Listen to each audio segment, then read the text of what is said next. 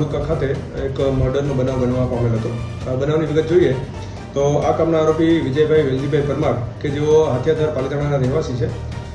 તેઓના આશરે 3 વર્ષ પહેલાં પાયલબેન પરમાર કે જેઓ મફતપરા ગારેધારના રહેવાસી છે, તેઓની સાથે 3 વર્ષ પહેલાંના લગ્ન છે એ થયા હતા.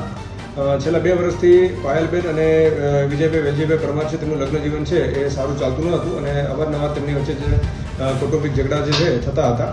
આ ઝઘડાના કારણે મરણ જનાર પાયલબેન પરમાર જે છે તે રીસામણે હતા 2 વર્ષથી તેમના ફાધરને ત્યાં.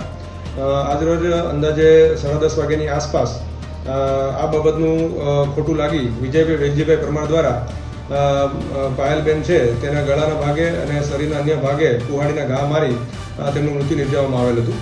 સદરુ બાબતે આરોપી વિજયભાઈ વેલજીભાઈ પરમાર છે તેઓને હસ્તગત કરી લેવામાં આવ્યા છે.